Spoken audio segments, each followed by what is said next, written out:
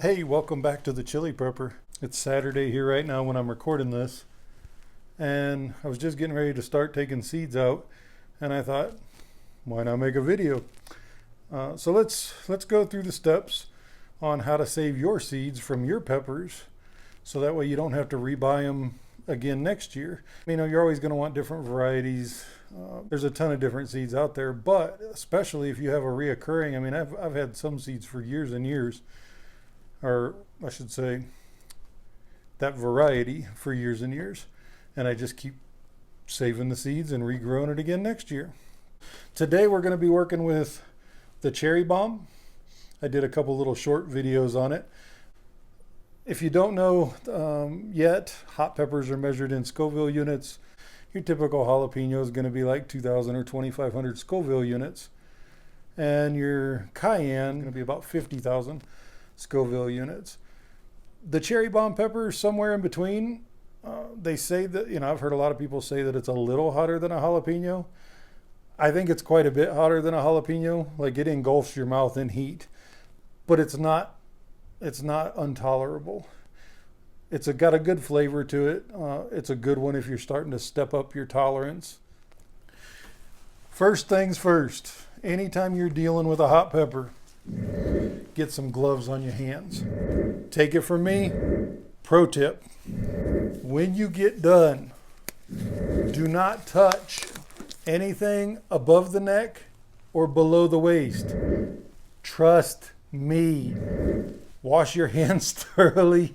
Make sure you don't touch your eyes, your nose, anything like that. The hotter peppers, you're going to feel the heat through the gloves. Like when I'm doing Carolina Reapers, you can start to feel that heat absorbing through the skin even with gloves on. But trust me when I say, don't go to the restroom and touch anything below the waist. If you can't tell, that's from experience. Pull out the trusty kitchen knife. First thing I do is I cut off the stem.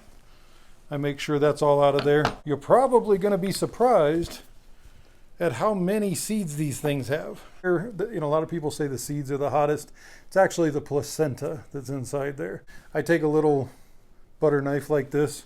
I usually try to just work them out. I'll take a paper plate and just kind of scoop and flip the seeds out this way, or sometimes you can grab the pepper this way and break it open side to side. I don't know if you can see that, but all the seeds, and then look at all the oil in these little things. Now you can pull this whole centerpiece out. So I go through and I brush all the seeds off of there. I'll pull it apart here. With gloves on, it's really easy. You can just kind of rake your thumb and your index finger over it. And you may not be able to see them falling. Maybe you can hear them.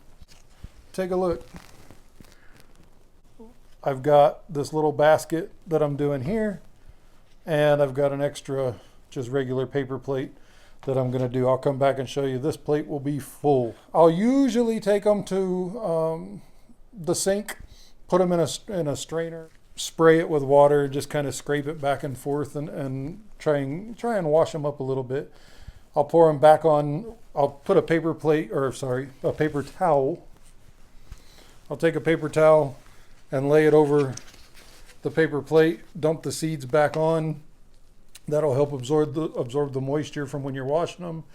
Then you just want to find a nice, cool, dark plate. Most of the time, 2 weeks is good for the drying. I typically like to go a month and let them fully dry out. Some people like to put them in the refrigerator.